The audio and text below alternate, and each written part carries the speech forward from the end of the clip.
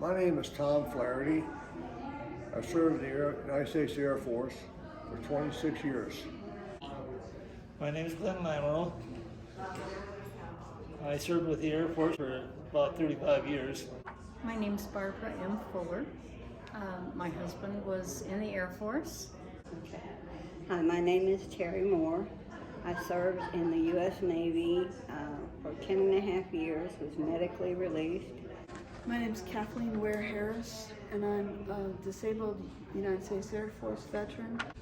My name is Harold Hobson. I joined the New Mexico National Guard when I was 17 years old. I'm Roger Burrett. I was 21 years in the Air Force. My favorite place to travel was Taiwan. I've been to England, Scotland, Germany, France, and Spain, Vietnam, Thailand, Taiwan, Philippines, Japan. I've been to every state in the Union except Maine. My favorite place again was Taiwan. I retired after 26 years. I served from 1959 to 1986. After I got out, I did a lot of jobs, but my favorite job was an over-the-road trucker. I love doing that, driving around the country. I have a grandson in the Air Force. He's in Station Hawaii, but he's now in South Korea for exercise. My favorite experiences when I travel with my wife. I served first of all on active duty for 3 tours for 12 and a half years, and then followed with civil service career with the Air Force in another 22 and a half years. The favorite place I traveled was probably Cheyenne, Wyoming, at Warren Air Force Base there when I served in the SAC Command. That's when I had both my training was there, and I really fell in love with the people there. So that's what got me interested in this, the foot race here at the mountains. A little bit about myself. I was born and raised in Ohio. I had a very interest in aviation when I first started. I built model airplanes with it, and the first thing I thought about when going into the Air Force was to be a pilot, of course. The only one that passed on there had a degree in aeronautical engineering, so I don't feel too bad about failing the test. But I was told that if I really wanted to get into it, to go ahead and enlist, and so that's what I did. I was trained to be a draftsman. I thought about being an architect before I went in the Air Force, and they put me in a clerical position, and then eventually developed into computers, and that's where I kind of spent most of my life and my education was through that computer stuff. So most of my Air Force career was behind a desk. My spouse, I was single. I was stationed at Schilling Air Force Base in Salina, Kansas. I worked for a tech sergeant. I was a staff sergeant at the time. I worked for a tech sergeant, and his sister-in-law came out to visit him out in Salina. We met out there in Salina. She was from Pennsylvania. I said I was from Ohio. Basically, we fell in love and started a relationship there in Kansas that was by telephone for quite a few years while I moved around in the Air Force. My Uncle Bob, he served in World War II, Purple Heart recipient. He served in Italy and fought along Sicily and the Italy area. He reported for active duty in 1958, and he retired in 1978 after doing 20 years and 11 days. Not that he was counting, he always said.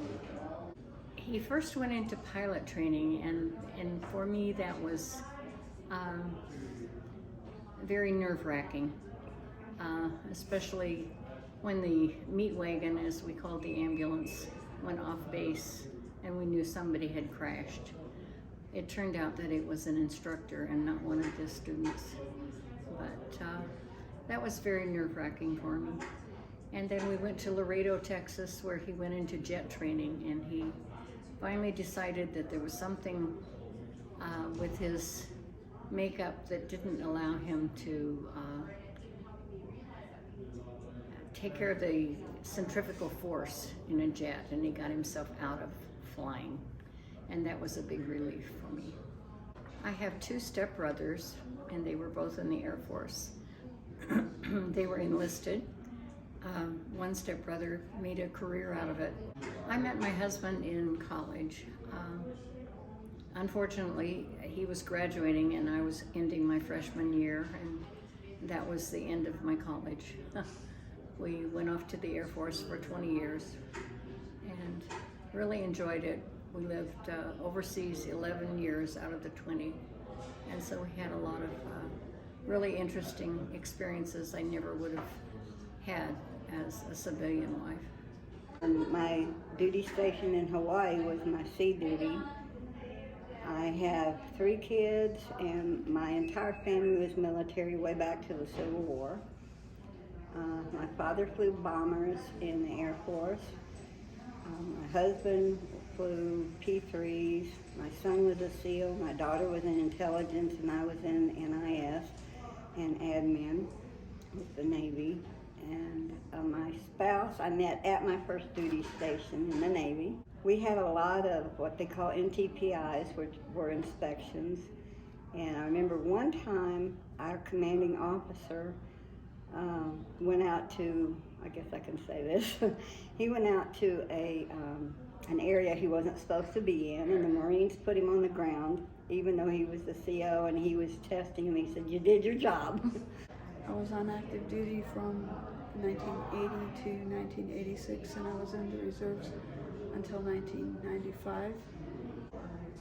Well, when I was on active duty, we were stationed at Patrick Air Force Base during the era of the first 5 space shuttle missions, and then we were stationed in Alaska. But I was also on short-term mission to Korea and Japan, so those were pretty interesting. And I also helped intercept Soviet missile tests in the middle of the Pacific Ocean, and we flew out of Midway in the Pacific, so that was really interesting. At that time, they had a program. If you joined at that time, you could finish your senior year in high school before you went to active duty. And so that's what I did. And when I finished my senior year in high school, they sent me to Fort Leonard Wood, Missouri for basic training. Fort Leonard Wood, I finished basic training, but I didn't get 2 weeks leave because they put me right into communications school. After communications school, they sent me to Fort Rucker, Alabama for 5 months. And I was actually down at Fort Rucker when the Bay of Pigs thing happened in Cuba. They sent 3,000 personnel off our base, left 500 of us on to maintain the base. Of course, that thing was over so fast that they didn't hardly get their duffel bags unpacked, I don't think. But and so after that, my active duty time was actually over, except with the National Guard at that time. We had monthly meetings, and then we had 2-week summer camp at Fort Bliss at El Paso. And, so I did that for several years. And at the end of we were under an 8-year contract, and at the end of the 5th year to the 8th year was inactive duty time. But we were always subject to be called up if we were needed. I'm originally from Roswell, New Mexico.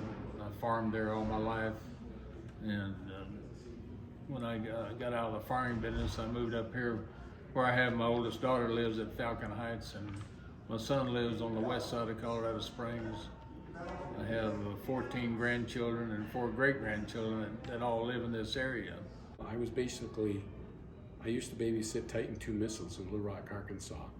And then when I got out of that, I got into Space Command at Los Angeles Air Force Station.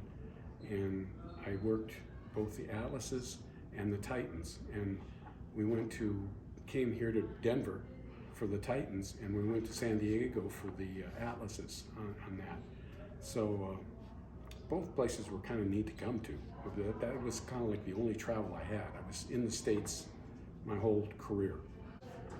My last 10 years in the service, when I worked for Los Angeles Air Force Station, I used to put spacecrafts on the Taka boosters and put them in orbit. And that was one of the best jobs I ever had in my life. I mean, it was great. When we came back to Vietnam, we were not welcome very much. But I was at Chick-fil-A. A young man told me, "Thank you for my freedom." I really appreciate that.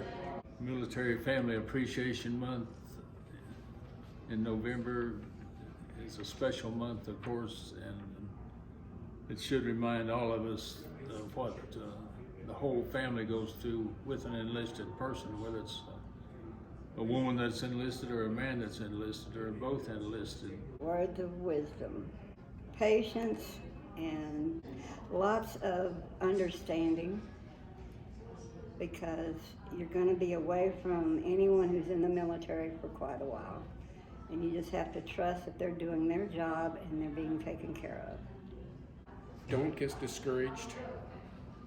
Even if you have a bad assignment or something like that, is that the experience is well worth the effort. And a lot of times, the experience you're getting now can sometimes lead to a very good and interesting job later on once you get out of the service. So don't lose faith.